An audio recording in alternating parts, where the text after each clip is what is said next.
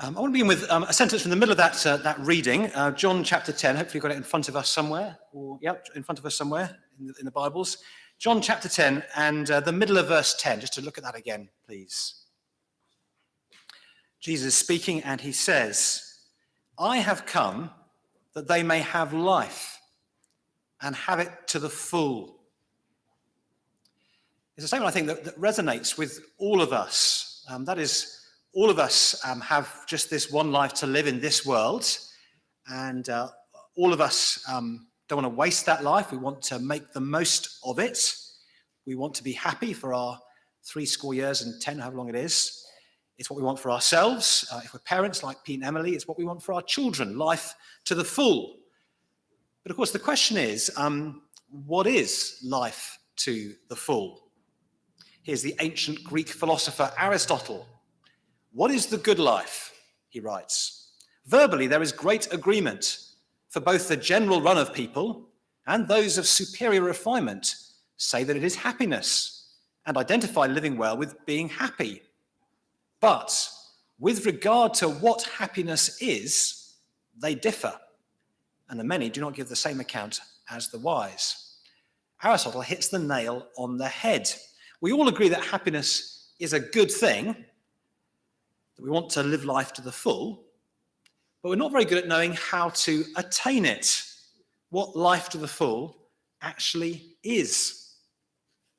Which is why I want us to examine a bit more closely this afternoon this claim of Jesus, because it is on one level an outrageous claim. Here is a first century carpenter from Nazareth who knew nothing of the internet or aeroplanes or climate change, saying that he alone has the key to fullness of life.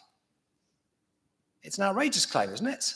And yet it's what billions of people around the world today, over the last 2,000 years, have found to be true, including Pete and Emily.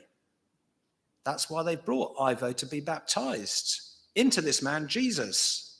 It's why they believe that the very best thing they can do for Ivo and Clemmy and B is to bring them up, knowing and trusting this Jesus. So what exactly does Jesus mean by this claim of life to the full? Well, I think the surrounding passage and this picture of Jesus as a good shepherd helps us. So first, life to the full is being known by Jesus. So have a look at verse 14 again. Jesus says, "I am the good shepherd. I know my sheep, and my sheep know me, just as the Father knows me, and I know the Father." Now, if, like me, you're a fan of our Yorkshire farm, you may think you need to know everything there is to know about shepherds and sheep. But back in Jesus' day, it was done a bit differently. So forget quad bikes, dry stone walls, green hills, roast leg of lamb. Most flocks in the first century AD were fewer than 20 sheep, and they were kept for wool, not for meat. So a shepherd would know his sheep intimately, their names, their temperaments, their ailments, their favourite pastures and watering holes. He'd have been there at their birth, helping them out of their mother's womb. He'd have been there at their death, perhaps holding them as they took their final breath. Well, that is the kind of relationship that Jesus offers when he talks about knowing his sheep and his sheep knowing him. He's not talking about the kind of relationship that the government has with me. You know, they know my name, my date of birth, my annual taxable income, but they have no intimate knowledge of my life. Jesus is talking about the kind of relationship that he had with his disciples when he walked this earth, a relationship in which he knew their deepest hopes, their greatest fears. Even when it feels like no one else gets us or understands what we're going through, Jesus does. He knows us. And notice it's a two-way relationship. I'm the good shepherd. I know my sheep, and my sheep know me, just as the Father knows me and I know the Father. For the Christian, God is not some aloof, distant figure, a stranger who may or may not be there. He's the friend who has made himself known to us in history, in the person of Jesus. More than that, he's the Father who invites us to know and love him as intimately as Jesus, his eternal Son, has known and loved him from all eternity. I remember when I was at secondary school being absolutely bowled over when the headmaster stopped in the corridor, addressed me by name, and congratulated me on my performance in goal for the 6th 11 that week. It really was a 6th 11. I didn't even realise that he knew my name, let alone what I got up to on a rainy Wednesday afternoon. But the fact that he was interested in me, it kind of filled me up with value and worth, head held high for the rest of the week. Well, imagine what it's like for the creator of the universe to know and care for you like that, actually much more intimately than that. To pause, as it were, in his work of energizing every star, sustaining every atom, to stop and spend time with you. I'm sure, or at least I hope, that we've all got one or two friends like that. Friends that really get us, friends that have always got time for us. No matter what we're going through, they'll drop everything for us. That kind of friendship is what makes life worth living, isn't it? Much more than kind of possessions or career, money, and things like that. Well, even the closest earthly human friendship is only a taste of the fullness of life that is a friendship with Jesus, the creator of the universe, intimately knowing us and allowing us to know him. Life to the full is being known by Jesus. Secondly, from these verses, we see that life to the full is being led by Jesus. Look back to verse 7. Therefore, Jesus said again, "Very truly I tell you, I am the gate for the sheep. All who came before me are thieves and robbers, but the sheep have not listened to them. I am the gate. Whoever enters through me will be kept safe. They will come in and go out and find pasture." Slightly puzzling, isn't it? Is Jesus the gate, or is he the sheep? The shepherd. Well, the answer is he's both. So even today in poorer parts of the Middle East, I'm told, sheep are shut up for the night in sort of makeshift enclosures made of mounded earth with thorns on top to keep out predators, but with an open entrance across which the shepherd sleeps. So the only way in or out is over him. He's the one who keeps them safe at night and who then leads them out to pasture in the morning. The good shepherd protects his flock and provides for his flock.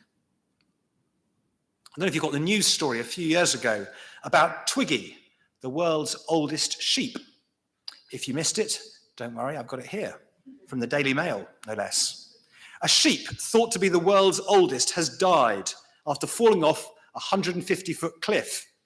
The black-faced ewe, named Twiggy because of her scrawny appearance, was just a month short of her 26th birthday.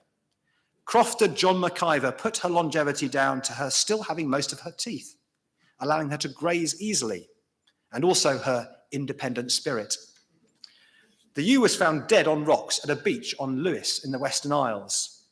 "It's a sad end," said Mr. McIver, aged 51. "She was never a big sheep.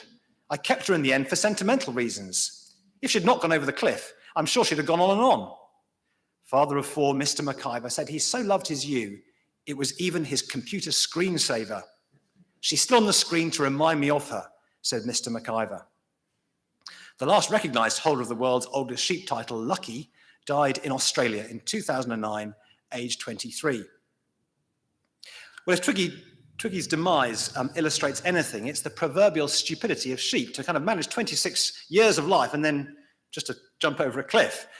They don't need any help getting into trouble, do they, sheep? They need help getting out of it, which is perhaps why sheep is the most common picture the Bible uses for human beings. We like to think, don't we, that we're strong and clever and self-sufficient. It's my life. I don't need anyone else telling me what to do. And, part of Ivo growing up is him learning to be independent from his parents. That's healthy. But there are two things that qualify Jesus to be our good shepherd, the kind of guide that we need, not just when we're children, but all the way through our lives. The first is that he made us, so he knows what's best for us. But second, and just as important, he's lived this life before us.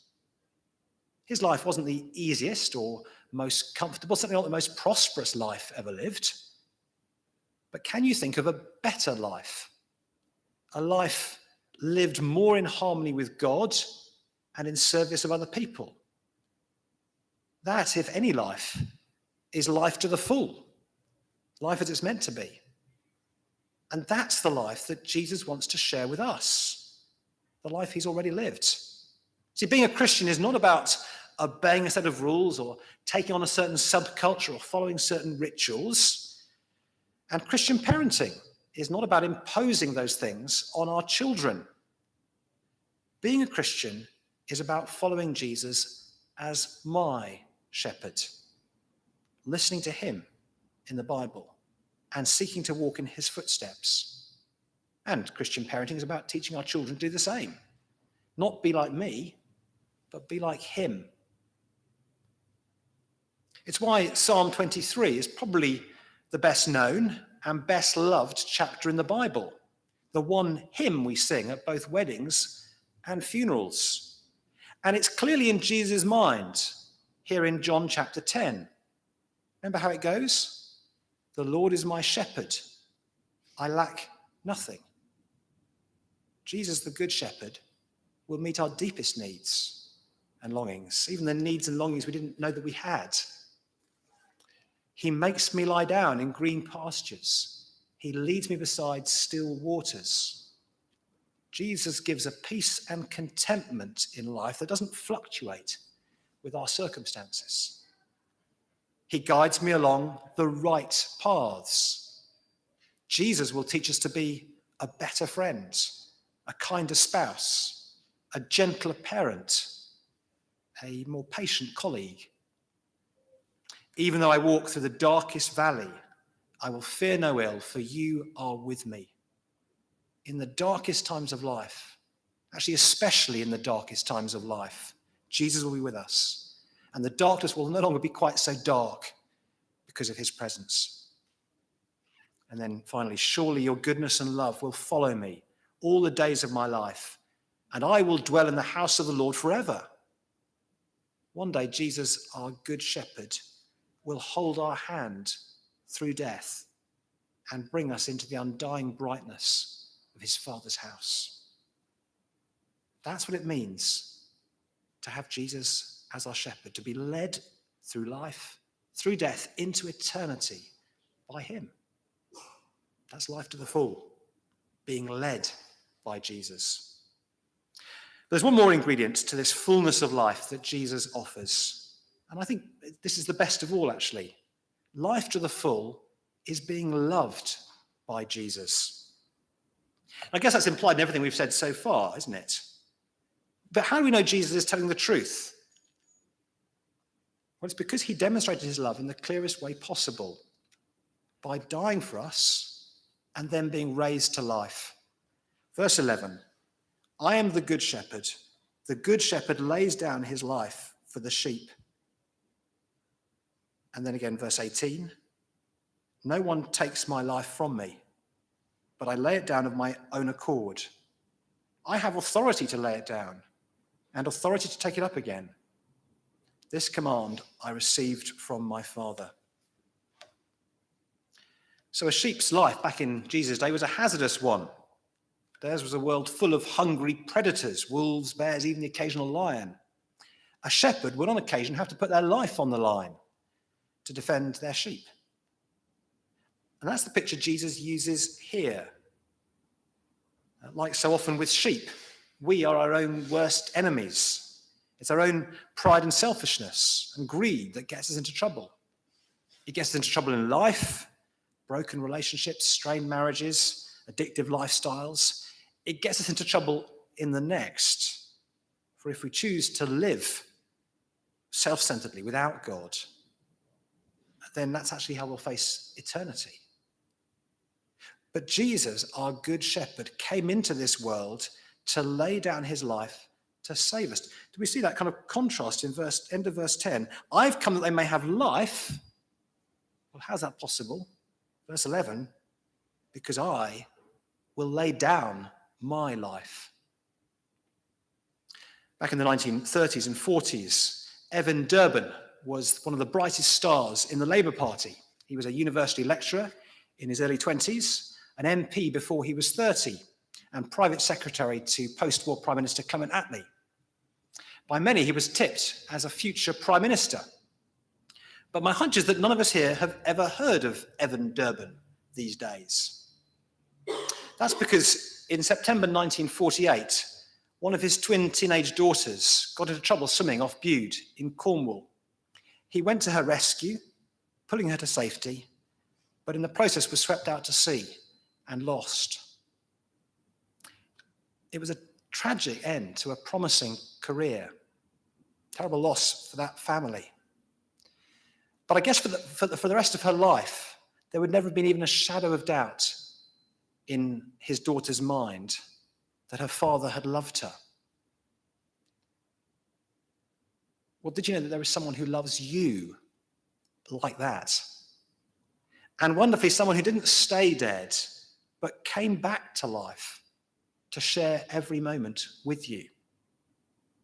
Can you imagine the sweetness of going through life knowing you are loved like that by the creator of the universe? Can you imagine the deep security of belonging to a death-defeating shepherd who will always be there for you? That ultimately is what life to the full means. To be known by Jesus, to be led by Jesus, above all, to be loved by Jesus, now and eternally. And that's why Pete and Emily have brought Ivo for baptism today. Not simply a social occasion or a family event, though it is that. It's Pete and Emily who themselves have come to know life to the full in Jesus, longing for Ivo to know that too. In fact, wanting Ivo to grow up, never knowing a day when Jesus isn't his good shepherd. As I said earlier, in baptism, God is making a promise to Ivo to be his God, to wash away his sin, to make him one with Jesus forever. But that promise isn't automatic. Ivo needs to learn to trust that promise for himself, to live in the light of it, to live with Jesus as his good shepherd. But wonderfully too, that promise isn't just for Ivo. It is for everyone. That's what Jesus says in verse 16. I have other sheep that are not of this sheepfold. I must bring them in also. They too will listen to my voice, and there'll be one flock and one shepherd. Jesus here is talking about people like you and me. People who weren't there when he walked the earth 2,000 years ago, but who hear his call through his disciples, like John, and their writings in the Bible. Whoever we are, whatever our background, Jesus is calling us to follow him.